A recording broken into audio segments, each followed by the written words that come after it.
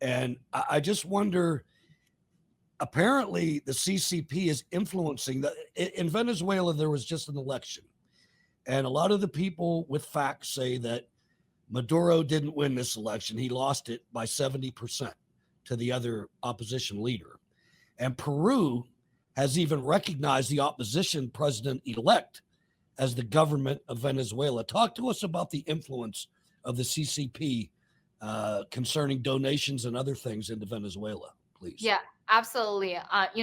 All of our whistleblowing messages in the past demonstrated, CCP had strong power and an influence over the politics of Venezuela and its extensive, CCP spy networks and all of the, military devices and military bases related to Venezuela as well.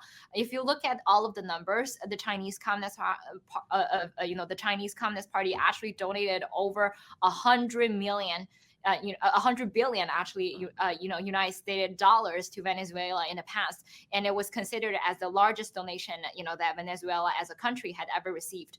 So, imagine, how much power and effort that the CCP was planning to plant into Venezuela, and today the people of Venezuela went on the streets and protest against Maduro, and it was a best example to the world to see how suppressed the deplorables, to protest against a dictatorship, to protest against a fake regime, and to require and demand democracy for their countries in a non-violent way.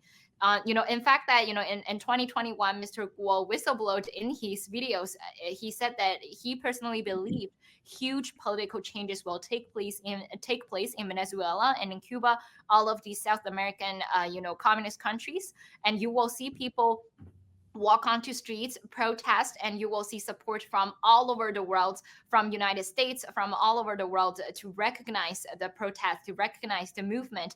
And eventually these countries will shift from an entire dictatorship, from an entire communism regime, to a democracy and rule of law, system.